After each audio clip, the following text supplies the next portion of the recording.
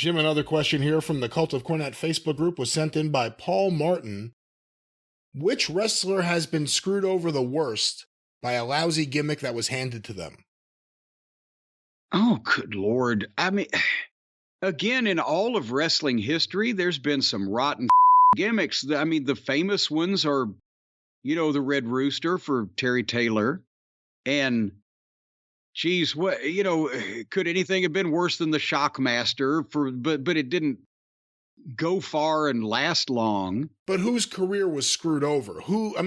The question, I guess, with Terry Taylor always comes down to, if he didn't get that gimmick, in a perfect world, what was his capacity? Like, where was he going? What was the limit for Terry Taylor? In WWF, it was definitely one thing.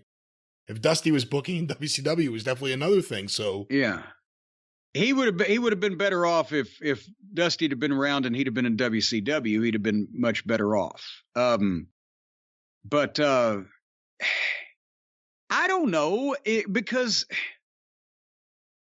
I mean, bad gimmicks. In the territory days, you didn't have to worry about it killing your career because it was only in one place. So it's really just the modern era, anything that would been seen nationally in the last 30 years, right? What would your choice be if it isn't the Red Rooster? Oh, that's really tough. Worst gimmick that has screwed over a wrestler. There've been so many. Yeah, Dolph Ziggler's not really a gimmick, just a guy that's been beaten until you can't tolerate it anymore. I mean, that's the thing. What does it have to be? Someone who got far with the gimmick that screwed them over? Obviously, you look at the Spirit Squad, and they screwed over the careers of several guys. Right, or we could talk about Max Dupree a little while ago, but then they let him be LA Knight again. And if he'd been Max Dupree and then we never saw him again on national television, then we say, oh, geez, what a way to go. And you're right, the Spirit Squad but again, it wasn't necessarily the gimmick as much as then once they give them a gimmick that's a joke, then they present them as jokes as well, and they can't beat anybody, and they're ineffective, and etc. with Spirit Squad or whoever fits those parameters.